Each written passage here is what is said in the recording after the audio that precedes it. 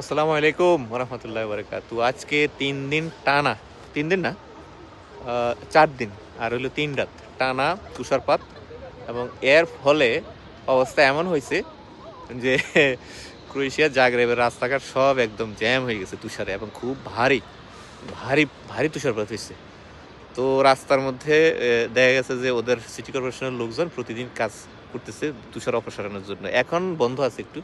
আর আমি আসছি যে জায়গাটা, এটা হলো অটো গ্লাবনি কলম্বোর জায়গা। এখানে এই যে ওই মূর্তিটা দেখতে পাচ্ছেন, এখানে আমি আরো বহুতবার আসছি, কিন্তু আজকে কিন্তু এগুলো পুরা বরফে ঢেকে গেছে। তো এখানে আসছি এবং তাপমাত্রা খুবই কম, খুবই কম।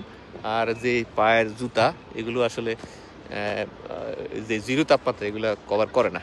আর তাছাড়া পোশাক আশাকও খুব একটা ভারী কিছু পরে আসেনি। অন্যান্য আশপাশের মানুষগুলো হয়তো বা দেখলে হয়তো বুঝতে পারবেন যে তারা কতটা প্রোটেক্ট হয়ে আসছে। এই যে, তো হাত মানে একদম খোলা রাখাই যায় না। হ্যাঁ, ডাইন হাত বাম হাতে গ্লাভস পরছে, আর ডাইন হাত হলো খালি, বন্ধ হয়ে আসে। এখন রানিং যে তাপমাত্রা সেটা হলো -3, এবং ফিল লাইক -6। এই পরিমাণ তাপমাত্রা কম, মানে এত শীত এত ঠান্ডা।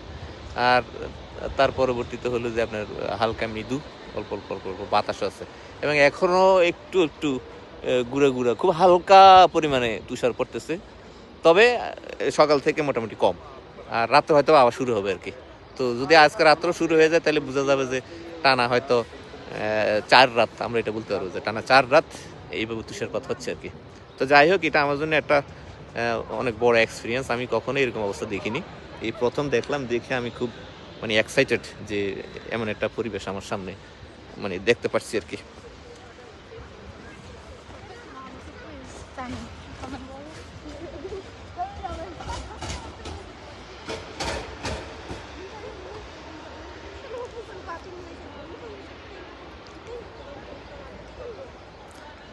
এই যে গাছের ডাল পালা সব একদম বরফে আচ্ছাদিত হয়ে গেছে।